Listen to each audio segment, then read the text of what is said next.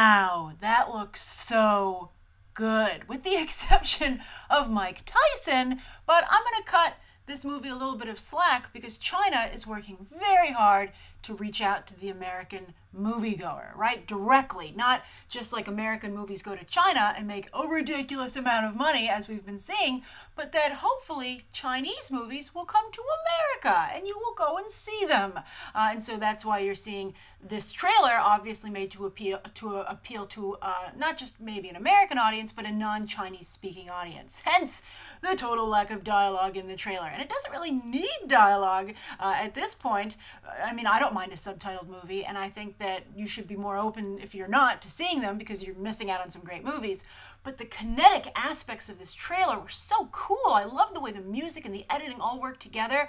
It was extremely energetic. It's actually one of like the best trailers I've recently seen. I would put this up there with the Furious 7 trailer, which also made me just be like, okay, I'm ready to watch this right now. I mean, I wasn't even sure if I was going to review this trailer. I was like, well, you know, the Chinese movie industry is getting very aggressive. They're really trying to reach out to America. I should check this out. And then I was like, holy crap, this is amazing. Now, I want to talk about Yip Man in just a minute, but first off, let me tell you that Donnie Yen is someone that you will be seeing in an American movie very soon, and he is going to be part of the cast for a Star Wars story, Rogue One. So he is a talent to watch, and he's one of the biggest talents in China already, but he's going to be one of the first people to try and bridge the divide, you know, that China uses to get American moviegoers to see their movies, and then Hollywood uses to get Chinese moviegoers to see their movie. So it's like someone like, you know, he has real crossover appeal. So I think that's very cool, and he looks like he's doing a great job here. Now, Yip Man, I wanted to touch on this. Now, this is obviously the third of these films, but Yip Man is actually a real-life martial arts figure, you know, out of China, very famous, a legendary martial arts teacher. And he was also the focus of another recent film that I actually reviewed, The Grandmaster from Wong Kar-wai. Now, Wong Kar-wai's The Grandmaster wasn't nearly as commercial as this film, but because it was more of an artistic film, I really liked how it focused on the philosophical aspects of martial arts and the teachings of Yip Man.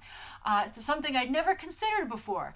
So I think that not only does this movie look really good, but if it can open up your mind and expose you to Yip Man and maybe to encourage you, maybe they'll hint on the teaching. Has anyone seen an Yip Man movie? This is the third. So in the first two, did they talk at all about his teachings? You can see that he walks a very heroic path. We can get that from this trailer. You know, saving the innocent, fighting off bad guys, etc. But I think that if it can encourage you to maybe think about the spiritual aspects of martial arts, that it isn't just cool for movies, that's a real plus. And I'm very encouraged by that in any movie, even if it is super commercial, and actually all the better because it reaches a wider audience. If it can make people know who Yip Man is, that's just fantastic. That's really great. And that's something that China can bring to the conversation because it's their culture, it's their historical figures, and they have more invested in it, and they have more at stake, and they want to show it off more than a Hollywood film, you know, just cherry picking what they think are the coolest aspects of Chinese culture. So very excited. I'm excited about this movie from a business stance. I'm excited about it from a moviegoer stance. It just looks really good. Great trailer. And hey, you know, Mike Tyson's just there to try and maybe make you a little bit more likely to go and see it. So I guess that's my question for you as we sign off. Would you have seen this movie even without Mike Tyson? And if not, does Mike Tyson make you maybe want to go, or you're like, I'm still not watching this movie? I think it looks great. I think it looks really, really good.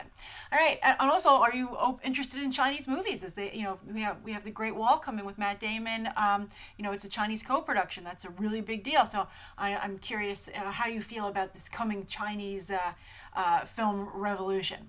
All right, thank you so much, and you leave your thoughts down below, and you can check out some other episodes right now.